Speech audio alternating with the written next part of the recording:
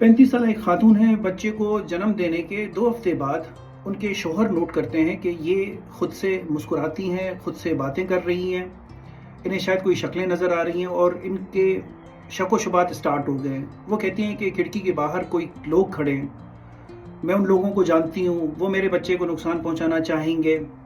तो ऐसी बातें शौहर कहते हैं कि उनका कोई हकीकत के साथ ताल्लुक़ नहीं होता। देखें, कल्चरली हर सोसाइटी में इसको डिफरेंट तरीके से अंडरस्टैंड किया जाता है। हमारे पास शायद इसको लोग कहते हैं कि चिल्ला है या कोई असर हुआ है।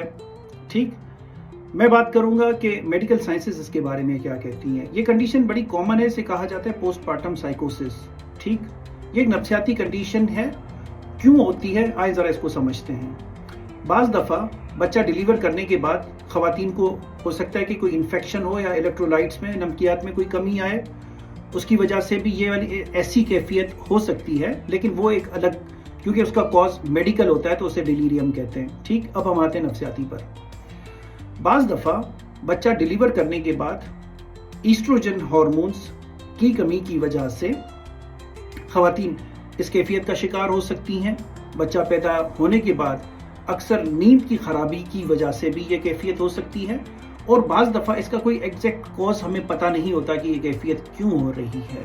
ठीक, अच्छा, अब आते हैं ट्रीटमेंट की तरफ। ये एक नफ्सियाती इमरजेंसी है। ठीक, क्योंकि उसमें बच्चे की जो माँ है उसको भी नफ्सियाती ख़तरा है और बच्चे की ज़िंदगी को भी ख़तरा हो सकता है।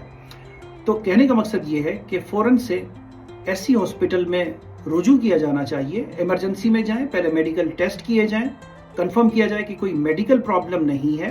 ठीक, फिर उसके बाद नफ्सियाती इलाज करने में देर नहीं करनी चाहिए, हिचकिचाना नहीं चाहिए, शर्माना नहीं चाहिए। चलें, मैंने थोड़ा सा ब्रीफली बता दिया पोस्टपार्टम साइकोसिस के बारे में।